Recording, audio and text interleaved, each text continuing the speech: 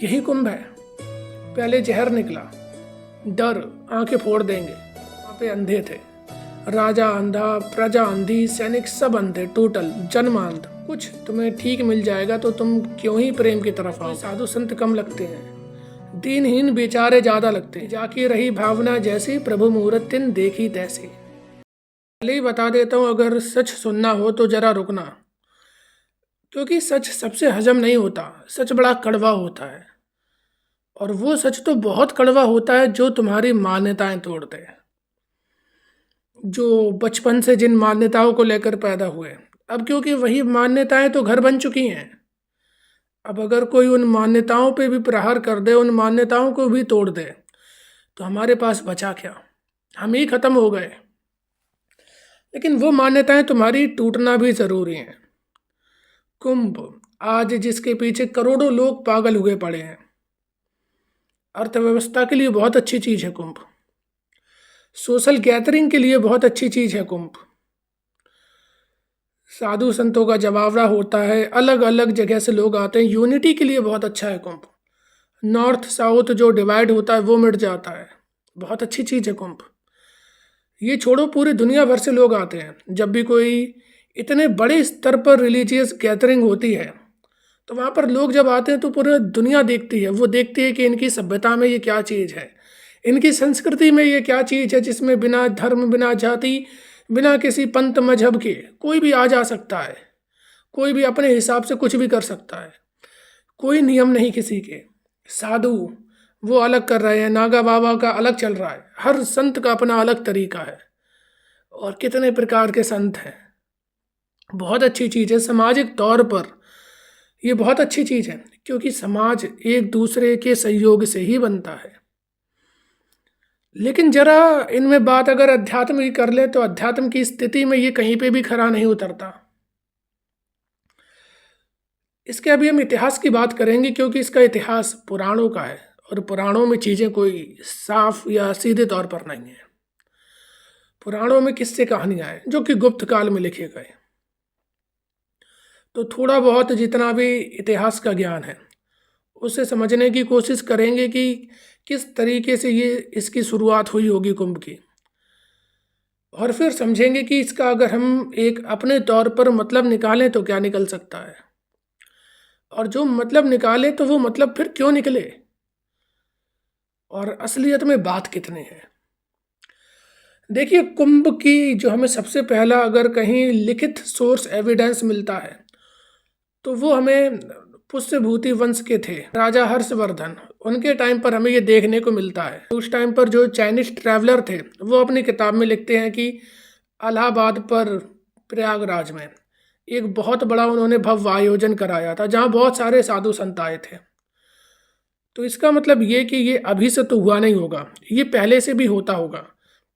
हालांकि ये जरूर बात रही होगी कि पहले इतने बड़े स्तर पे ये चीज़ें नहीं हुई होंगी, पहले जरूर छोटे स्तर पर रही होंगी। छोटे स्तर पर साधु संतों का जमावड़ा होगा। तो इसकी शुरुआत कैसे हुई होगी? पहले होता क्या था कि ये जो साधु संत हैं, चाहे वो बौद्धिज्म हो, जैनिज्म हो, सबकी मीटिंगें होती थी, काउंसिल लगा करते थे। बौद्धिज्म की काउंसिल बहुत फेमस है। एक तो कनिष्क ने जो कराई थी जम्मू कश्मीर में, वो बहुत फेमस है। इसी तरीके से हिंदुज़म और अलग अलग जो साधु संत के मठ होते हैं, कबीले होते हैं, उनकी भी सबकी गैदरिंग होती थी। तो जरूर प्रयागराज में, जहाँ पर संगम है नदियों का, और ये पवित्र नदी मानी जाती है गंगा, क्योंकि गंगा में तुम्हारी चंबल भी मिलती है, गंगा ही में तुम्हारी यमुना भी मिल जाती है, और वहाँ पर जाके प्रयागराज में इसका संगम होता है। तो पवित्र नदी जहाँ पर आके मिली, तो उस जगह पर साधु संतों का ज़्यादा ही जमावड़ा लगता है। तो जरूर वहाँ पर पहली कोई एक काउंसिल हुई होगी, एक मीटिंग हुई होगी साधु संतों की। उन्होंने तय करा होगा कि धीरे धीरे करके कि अब यहाँ पर हम 1 साल बाद, 2 साल बाद इस जगह पर रेगुलर मीटिंग करेंगे। तो इस तरीके से ये परंपरा चालू हुई। और परंपरा चालू होने के बाद पुराणों में फिर ऐसा वर्णन मिलता है कि जब मंथन हुआ, मंथन होने के बाद क्षीर सागर से अमृत निकला। भगवान विष्णु अपने गरुड़ में बैठ के जा रहे थे, अमृत का कलश लिए, 4 बूंदें पड़ी, तो इस वजह से वो 4 जहाँ पर कुंभ होते हैं, वो 4 स्थान ऐसे बन गए। ऐसी कहानियाँ हैं पौराणिक, लेकिन पौराणिक कहानियों की कोई मान्यताएँ नहीं है, क्योंकि ये 1000 साल 2000 से लेकर के 2500 साल पहले के बीच में है। और पुराण तो ज़्यादातर गुप्ता काल में लिखे गए, 2500 साल पहले तो थे भी नहीं, 2000 साल पहले भी नहीं थे। तो पौराणिक कहानियाँ ऐसी लिखी गई। अब कहानियाँ कौन लिखता है, जरा सोचो। लेखक, कवि, जितने भी तुम्हें रामायण के, महाभारत के लिटरेरी सोर्सेज मिलते हैं, ये सारे काव्य हैं, काव्य रचना है। तुम तुलसीदास की रामचरितमानस पढ़ते हो, काव्य रचना है। एक लेखक था जिसने अपनी एक कविता लिखी, महाकाव्य लिखा, उसी को तुम सत्य मान रहे हो, ये तुम्हारी गलती है। हालांकि उसमें क्या क्या फिलोसफिकल, पॉलिटिकल और समाज के लिए क्या टीचिंग हो सकती है वो बात अलग है, लेकिन उसकी तो तुम बात भी नहीं करते हो। रामायण, राम जी की ऑटोबायोग्राफी लिख दी है। ऐसे ही महाभारत, गीता पढ़ो तो गीता में पता लगता है कि वो सब फिलोसफिकल चीज़ें हैं। यहाँ बाहर कहीं युद्ध थोड़ी है, तुम्हारा अंतर मन ही रणभूमि है, यहाँ बाहर कुछ भी नहीं है। यही चीज़ प्रयाग के भी संदर्भ में है।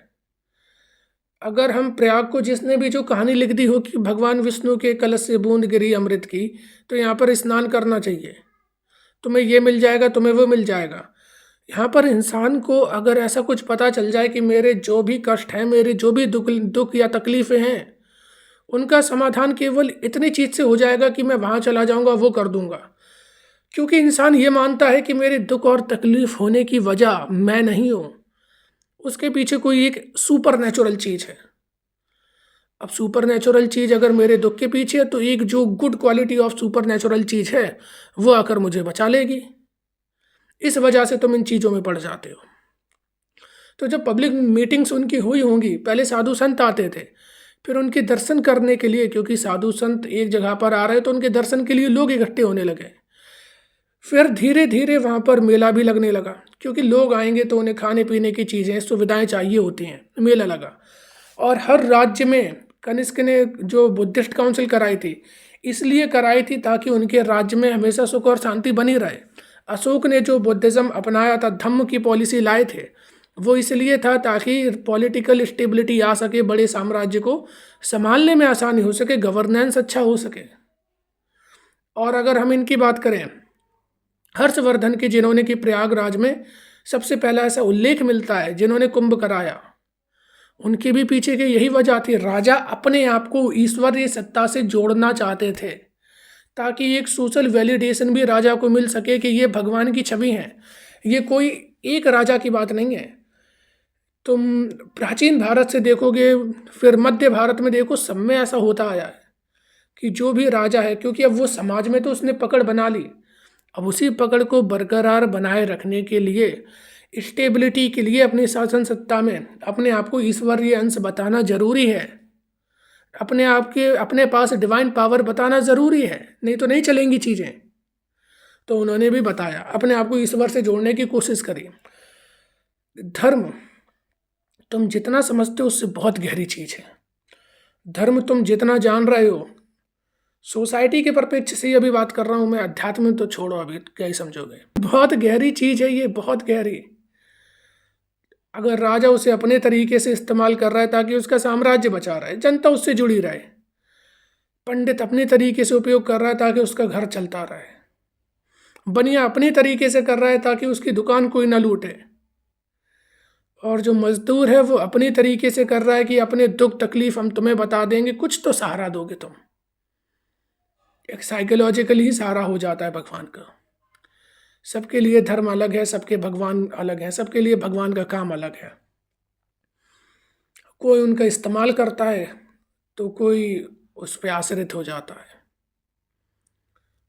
और यही कुंभ है।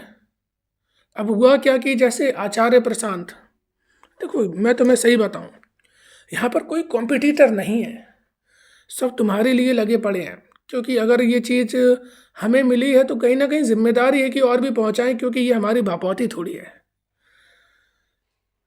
तो वो कॉम्पिटिटर तो यहाँ कोई नहीं है, और वो भी कैसे सकता है, हम ही कौन है यहाँ। तो आचार्य प्रशांत बताते हैं कि वेदांत की दृष्टि से देखो उसे, बिल्कुल जो भी वक्तव्य हैं बहुत अच्छे हैं। वेदांत की दृष्टि से तुम देखोगे तो कुंभ का एक अलग ही मतलब है। उसे लेके मुझे एक कहानी याद आती है, अभी बताऊंगा। लेकिन मेन बात इतनी है कि उसे तुम देखना क्यों चाहते हो। कोई एक लेखक था, उसने अपने जैसी परिप्रेक्ष्य से लिख दिया, बात खत्म। एक बहुत अच्छा लाइन है रामचरितमानस में कि जाकी रही भावना जैसी प्रभु मुहूर्त तिन देखी तैसी। सब लोग अपने अपने नज़रिए से चीज़ों को देखते हैं, सब लोग अपने अपने एटीट्यूड से चीज़ों को देखते हैं। वेदांत के एटीट्यूड से तुम किसी को भी देख लोगे, कुछ भी संसार में देख लोगे। बौद्धिज्म जैनिज्म के एटीट्यूड से कुछ भी संसार में देख लोगे, कुछ भी यहाँ पर बुरा तुम्हें दिखाई नहीं दे सकता। कुछ भी यहाँ तुम्हें बुरा नहीं दिखाई दे सकता, कुछ भी गलत नहीं दिखाई दे सकता। इसलिए वेदांत की जब दृष्टि से देखो तो वो आ जाता है कि ये तुम्हारे अंदर की चीज़ है, कुंभ तुम्हारे अंदर का है। जबकि जो लेखक था, जो कहानीकार था, उसने जो लिखना था लिख दिया, बात खत्म। वो तुम्हारे ऊपर है कि तुम उसे कैसे ले सकते हो। वेदांत के तरीके से देखो तो मुझे एक कहानी है द किंगडम ऑफ ब्लाइंड, वो याद आती है कि अंधेरी नगरी थी, सब वहाँ पे अंधे थे। राजा अंधा, प्रजा अंधी, सैनिक सब अंधे, टोटल जन्मांध। एक आदमी आता है जिसके पास की आंखें थीं।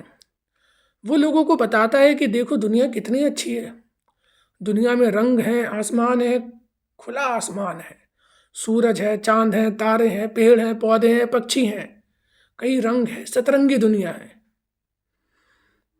अब जो अंधे, जिन्होंने कभी कुछ देखा ही नहीं, जन्मांध, घनघोर अंधे, उन्हें बड़ा डाउट कि अरे ये कैसे बोल रहा है, ऐसी तो कोई चीज़ ही नहीं होती, हमने तो देखी नहीं।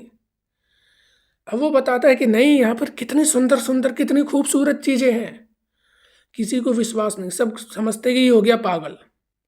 सब उसका जब चेहरा टटोलते हैं तो अरे ये क्या चीज़ है इसकी गोल गोल, ये कि इसी वजह से इसे कुछ प्रॉब्लम हो चुकी है, छोड़ दो।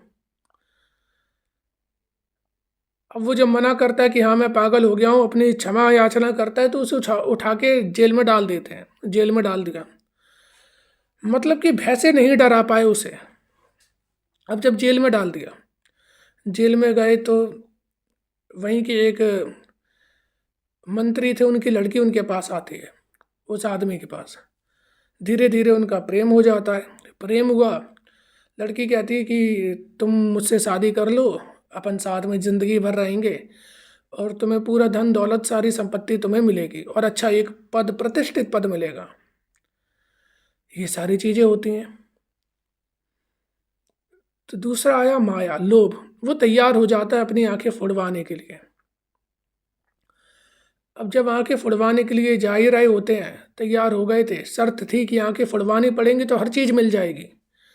जा रहे होते हैं तो एक तरफ सोचते हैं कि अगर आंखें फूट गई तो ज़िंदगी में ये कुछ ना देख पाऊंगा, ये आज़ादी है, तो भाग जाते हैं। और दूसरा अंत ये है कि भागते नहीं हैं, फुड़वा लेते हैं, लेकिन फिर वैसे ही जीने लगते हैं। लेकिन ये जी नहीं पाता क्योंकि इसने तो वो सतरंगी दुनिया, सुंदर चेहरे देखे हैं, अब कैसे जिएगा। और बाकी जो जन्म आंधे थे, उन्होंने कभी देखे नहीं, उन्हें क्या ही फर्क पड़ेगा। यही कुंभ है। पहले जहर निकला, डर, आंखें फोड़ देंगे, नहीं डरा सके, फिर माया निकली, धन दौलत संपत्ति, ऐरावत निकल रहा है, कहीं कल्प वृक्ष निकल रहा है, कहीं लक्ष्मी निकल रही है, सब कुछ निकला, माया निकली, आखिरी में अमृत निकलता है। अमृत मतलब अमर तत्व। जब तुम अमर हो जाओ, और अमर शरीर नहीं होता, अमर चेतना है, यानी कि खुद को जो जान लेता है, जो इस पल को जान लेता है, वो अमर हो जाता है। जो दृष्टा बन जाता है वो अमर हो जाता है। बस बात केवल इतनी है। ये चीज़ें आज भी सरकार चलाएंगी, आज भी साधु संत, देखो कैसे कैसे लोग वहाँ लगे पड़े हैं, लेकिन उससे कोई फर्क नहीं पड़ता। देखो जरा, इन्हें कोई साधु संत कम लगते हैं, दीनहीन बेचारे ज़्यादा लगते हैं। साधु संत तो एक ललक होनी चाहिए, अकड़ होनी चाहिए, लेकिन नहीं। ये जैसे कि नहीं, एक वो मजबूरी के लिए रोड के किनारे जो तमाशा करते हैं, वैसे ये लोग ज़्यादा लगते हैं।